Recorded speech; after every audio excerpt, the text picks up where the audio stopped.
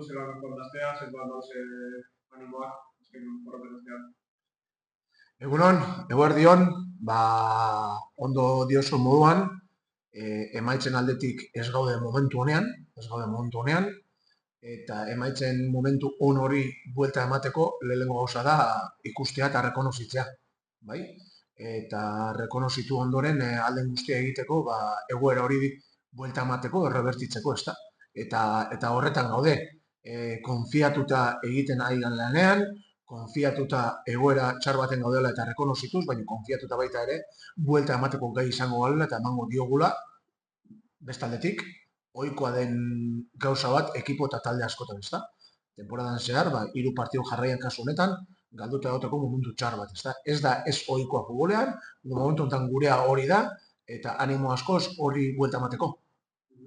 Bihar, hasi zela iztuko duzuen, jasain katxidera justutan dago, baina hemen jara gutu zuen talde lehiakorra den.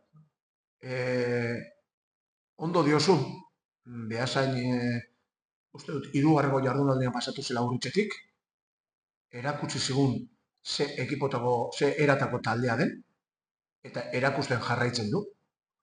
Oso joku gustagarria egiten duen talde bada, joku kombinatiboen aldeko apustu egiten duen talde bat, gauzak argi dituena, eta nik uste dut, sailkapenean naiz eta behian egon, beraien merituak handiagoak direla, edo puntu gehiago ekitzeko merituak egin dituztela.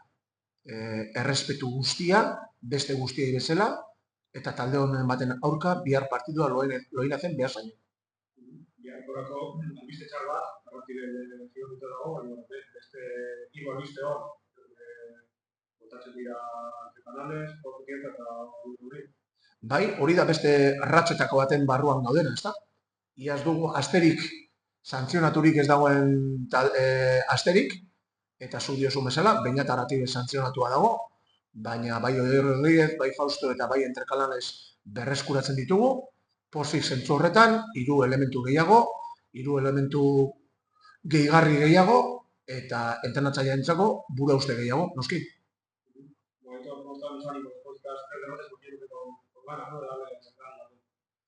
Egunon, buenos días, como bien has dicho tú, y como en el mundo del fútbol, o la mayoría de los equipos clubs, estamos en un momento malo, sobre todo de resultados. Hemos perdido 3 partidos y hay que reconocer que estamos en una mala dinámica de resultados. Lo primero, reconocer, y segundo, afrontar. Y con ánimos afrontar, sabiendo que estamos haciendo muchas cosas bien, pero que los resultados nos acompañan, y estar convencidos, ser valientes y ser optimistas para revertir la situación. En eso estamos. Mañana toca buscar a Beasain, porque está en curso de descenso, pero que ya demostró aquí, por ejemplo, que es un equipo competitivo. Sí, Beasain, para empezar, ya en la jornada 3, y ahora que les estoy siguiendo también, está demostrando que, primero, es un equipo muy reconocible. 2, que tiene una idea de juego muy marcada. Y 3, que es un equipo competitivo en todos los lados y en todos los partidos. Sabiendo eso, sabemos que tenemos un partido difícil como todas, el máximo respeto como a todos, y mañana iremos con muchas ganas e intenciones a Loinaza de Beasain a disputar un partido. De cara a este partido mañana, una mala noticia, no puedes contar con la partida de posición, pues recuperas a 3, a Portuguesa, a Canales y a Luis Rodríguez. Bueno, al menos 3 buenas noticias, ¿eh? Sí, otras de las rachas que todos los equipos pasan, ¿no? No la de las lesiones, en este caso es la de los sancionados. Sí, y además no creo que mañana termine el tema de los sancionados, porque creo que tenemos 4 jugadores apercibidos. Pero bueno, es otra cosa que hay que hacerle frente. Y mira, sí, lo que dices tú, mañana vamos a perder a Beñat por acumulación de tarjetas, pero recuperamos a Fausto, Entreca y Odey. 3 elementos más, 3 elementos que van a sumar más y más quebradas de cabeza para el míster, evidentemente.